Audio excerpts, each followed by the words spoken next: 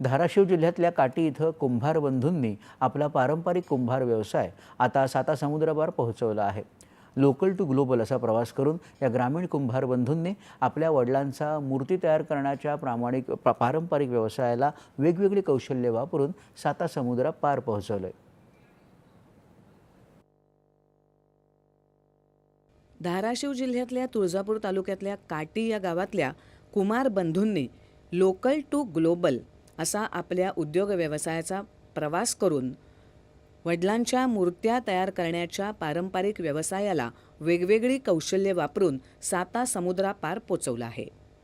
गेल्या 20 वर्षापासून मंगेश कुंभार आणि श्रीकांत कुंभार यांनी आपला पारंपरिक कुंभार व्यवसाय पुढे सुरू ठेवला आहे. माझा पारंपरिक मूर्त्याचा व्यवसाय आहे.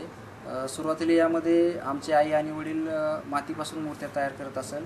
20 वर्षापासून आम्ही गौरीचे मुकुट हे POPमध्ये बनवत असून या मूर्त्या आम्ही स्थानिक बाजारपेठेमध्ये विक्रीत नेत असत. तर ह्या मूर्त्या आम्ही जवळपास 10 देशामध्ये ह्या मूर्त्या व्यवस्थितरित्या पाठवत आहोत.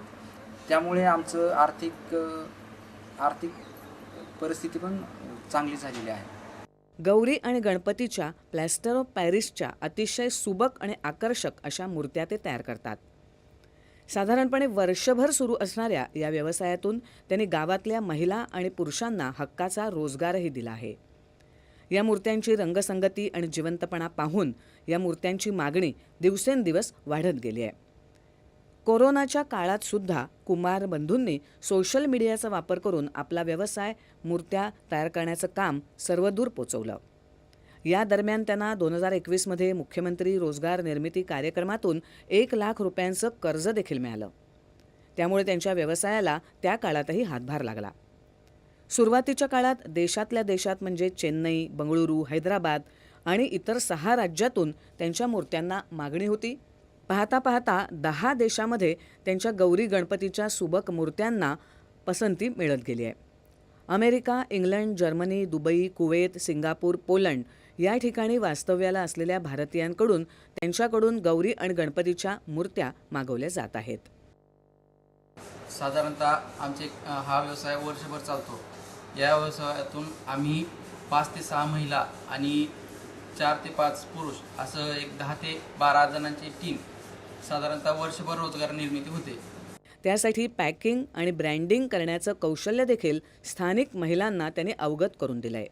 स्थानिक महिला आणि पुरुषांना वर्षभर हक्काचा रोजगार यामुळे मिळाला असून त्यांच्याही आयुष्यामध्ये परिवर्तन होऊन ते आत्मनिर्भर झाले आहेत. मी एक गृहिणी होते, घरीच राहत होते.